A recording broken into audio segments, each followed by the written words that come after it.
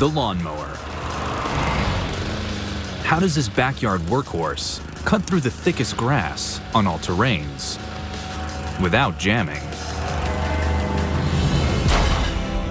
More than 350 components work together. An engine pumps as fast as a car to spin a blade over 50 times a second. The blade's twisted ends act like helicopter propellers, creating air currents that suck the grass up and into a container at the back. The breakneck speed of the blade whips a belt around the machine at the speed of a chainsaw, powering the wheels, making this 100-pound machine effortless to maneuver. It can manicure a lawn in minutes. The key to the mower's muscle is the design of its engine. It must be powerful enough to swirl the cutting blade round into a frenzy without cracking under the strain.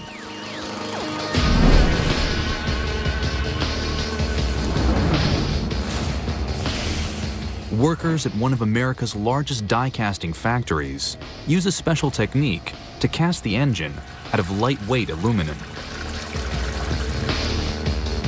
The aluminum, whenever we pour it in a die, it's 1,200 degrees. Larry is in charge of this high-temperature production line. He must control the temperature of the molten aluminum precisely. If it's too hot, tiny air bubbles can form in the metal and weaken the engine.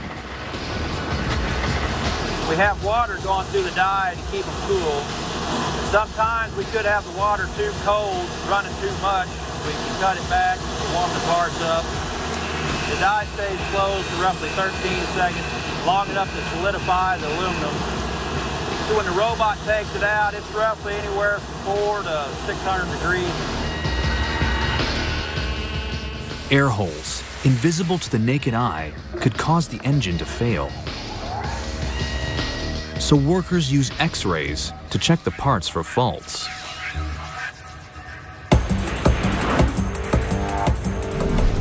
These precision-cast, super-strong engines pack a serious punch. The engine turns the blades 50 times a second to pulverize the grass. If it slows down, the grass won't cut cleanly and the mower will clog up. So there's a hidden mechanism to keep the blade spinning at exactly the right speed.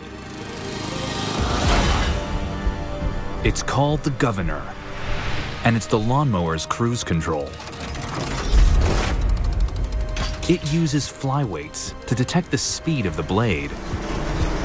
If the crankshaft slows down, the flyweights decelerate, fall inwards, and trigger a lever to open the throttle and pump in more fuel.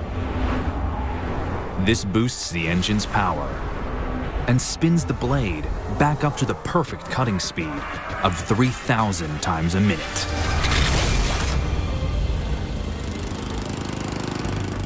A lawnmower's blades don't just cut the grass. They also lift it up and blow it out into a container at the back. Workers give blades a unique shape, the secret to this lift and blow. Each of the features that you see on this blade causes the grass to perform differently once it's cut. Chief Metal Wrangler, Monty, sculpts every blade. The purpose of the blade itself and each of the features is to lift the grass once it's been cut. 220 tons of pressure, the weight of a passenger plane, sculpts special twists at each end. These contours not only raise the grass up, they also position it right in the path of these razor-sharp blades. While it's suspended, the feature of the blade itself cuts it that much more. It actually cuts the grass multiple times.